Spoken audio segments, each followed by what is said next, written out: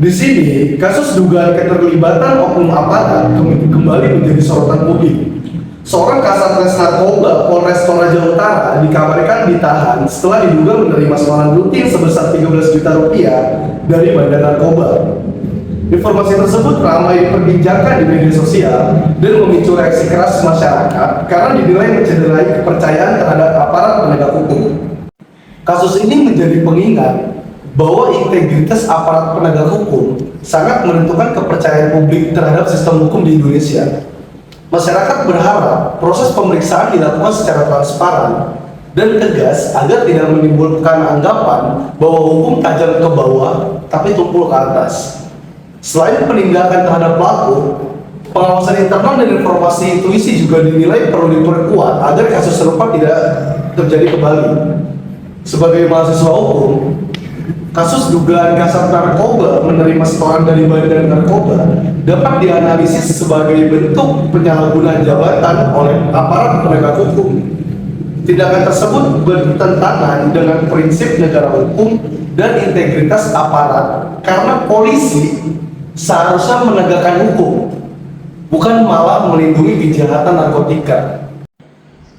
Secara hukum pidana, perbuatan tersebut dapat dikaitkan dengan pasal 12 huruf A dan B Undang-Undang Pemberantasan Tindak Pidana Korupsi, yaitu penyelenggara negara atau pegawai negara menerima hadiah atau janji karena kekuasaan atau kewenangan yang dimilikinya.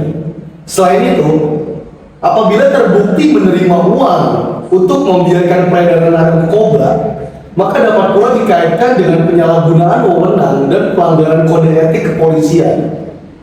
Dari sisi hukum profesi, tindakan ini juga bertentangan dengan kewajiban polisi dalam menjaga keamanan dan memberantas narkotika sebagaimana yang diatur dalam Undang-Undang Kepolisian.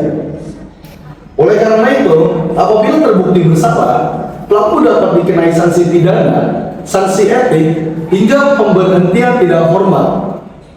Kasus ini menunjukkan pentingnya pengawasan internal dan integritas moral aparat penegak hukum di Indonesia.